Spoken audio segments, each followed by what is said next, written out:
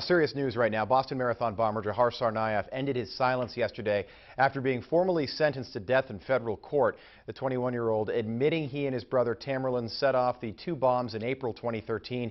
He asked Allah to have mercy on him, his brother, and his family. He then apologized to the families of the victims and survivors. The first time we've ever heard him speak in court, but some say his apology was far from sincere. I regret having ever wanted to hear him speak, because what he said showed no remorse, no regret, and no empathy for what he's done to our lives. Victims' families speaking just outside the courtroom there. The bombings killed 4 people in all and injured more than 260. The Supreme Court could decide the future of same-sex marriage in America as early as today. In the meantime, President Obama showed support to the LGBT community and then schooled a heckler on how not to act when you're a guest in somebody's house. He was addressing transgender discrimination in the country at the White House. The president was then interrupted by a heckler. It turns out an illegal transgender immigrant was invited to the ceremony. Check out how the president was able to handle this. No.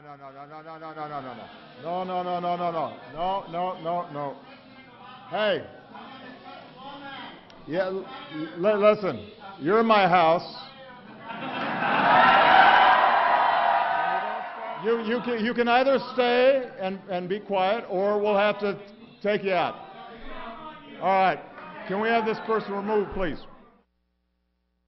It went on a little bit longer. This is cut up a touch, but the president gave him ample opportunity to quiet down. But all in all, I thought he handled it. He did. Pretty well in there. all honesty, he did say, "You can stay." He did say, we don't have it here, but he said, "You can stay." He said, "You can stay if you'll just be quiet." Yes, you're eating our hors d'oeuvres, you're drinking our booze, and then... And it went on for quite a while, and then eventually the crowd started chanting, "Obama, Obama." I mean, it was just an odd thing. Not to mention you couldn't hear what he was saying. Right. But he was like, if you'll stop interrupting me. It was an odd scene, but all in all, I hope the president handled it well. You can Google it and let us know what you think on Facebook. An immigration group later said the protester was a transgender, undocumented immigrant. So the president's trade agenda will now head to his desk for a signature this morning. That sets the stage for a crucial 12-nation economic deal. The Senate gave the president fast-track authority to make trade deals that Congress cannot change, only approve or reject. It now clears the way for Obama to seek a final trade agreement with 12 Pacific Rim nations to expand U.S. influence in Asia. The deal would link 40% of the world's economy, including Japan, Australia, Canada, and Mexico. All right, angry protesters in Greece are now demanding to stay in the Eurozone as Greece meets with its creditors to try and save itself from bankruptcy. It's just days before Athens has a deadline to make yet another repayment to the International Monetary Fund.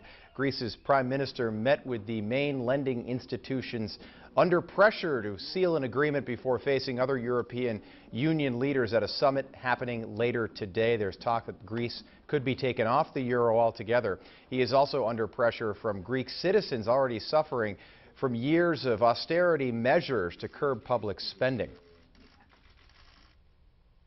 Talk to me. Hey, talk to me. Dude, you okay? He's purple. Yeah, it's a tough story to watch right now. This is a clip of a man's life slipping away in front of a live news camera. Reporters in Pennsylvania were getting ready to go live when a passing driver lost consciousness behind the wheel. The photographer's camera captured their efforts to try and save his life. They leaped into action, calling 911 and doing CPR. Paramedics treated the man for a heroin overdose. That man, who police say was without a pulse, got up and walked himself to a stretcher. First responders say he was very, very fortunate. Your cameraman originally brought his pulse back. It then faded away again, and it was brought back 3 more times. He probably would have died. If your news crew was not been there, he probably would have died. If we weren't there and he wasn't curious why we were there, he would have been on the road. And it could have been him and who knows who else. Just saying, no idea why this guy's behind the camera and not in front of it. He's also a hero. I mean, he saves this guy's life. And listen to his comment afterwards. He said he hopes this guy will do right with his second chance at life. I was just about to say that. I certainly hope so, too. Bada bing. Somebody make that guy a reporter. To know that, like they said, that his pulse phased out twice, it's Scary. It's terrifying. Whew, frightening, but So hopefully he does treat glad this the news second was there. chance. Yeah, see? There when you need us. We're always there. Hey, music. All right, well, Ronald McDonald House is gearing up for fundraising this summer, and there are plenty of ways for you to help. That's right. Kalina is live at her brand new apartment in Northwest Bakersfield giving us a grand tour of the facility. Are you knocking for me? Oh my gosh.